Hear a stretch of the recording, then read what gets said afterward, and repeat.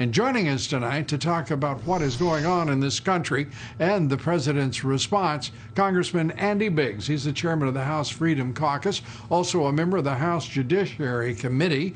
And Congressman, always good to have you with us.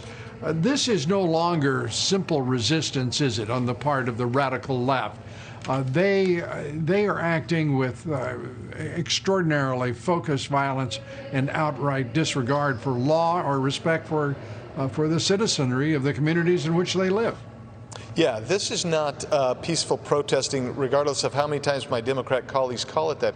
This is rioting, this is looting, this is criminal behavior, and in some instances it is, as you described earlier, it is being done for the purpose of undermining civil order. It's almost treasonous if you look at it that way. And so this has got to be stopped. I think President Trump is really stepping up here, and there are ways that he can do it. I think there's authority to do it, and you know, he's making the right call, and the first step, of course, is getting those federal officers in these places where there's violence run amok. Well, we all know that he has the authority. The fact is he has the responsibility.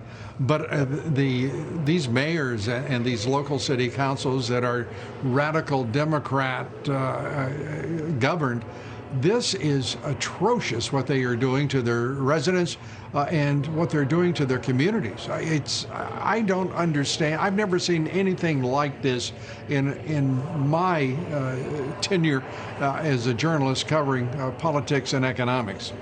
Right, and this is, Lou, this is going to cascade. So you have people actually fleeing these places that are fomenting and allowing violence to happen. So people are leaving. You're going to have businesses shuttering because insurance companies can't mark the rate. They can't make a real assessment of what the losses are going to be. Rights are being abrogated, and it's basically all being done not for enhancement of rights, but actually to take away rights and burn down the system of government that we have built, the economic system and the societal system, which makes us Americans. And we have members of Congress who actually support and make that their cause celeb.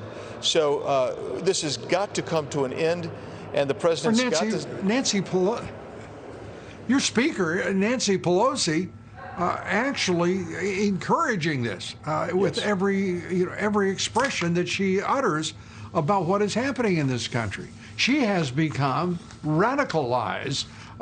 It's truly extraordinary. But the real issue for the country right now is a choice coming up in November. Joe Biden says that he wants to redefine police departments, policing, make it into some sort of social work if he wants. We thought we had social workers already on the case. And remove police officers. This is bizarre. It is also, to me, an absolute clear choice between a president who stands up for his responsibilities and a challenger who wants to defund the police departments, wants to go along with the radical, most extreme elements of the left in this country.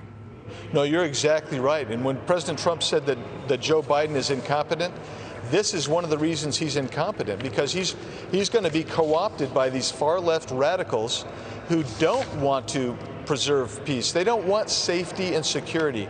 See, in order to fully implement and enjoy liberty, you have to be able to exercise your rights.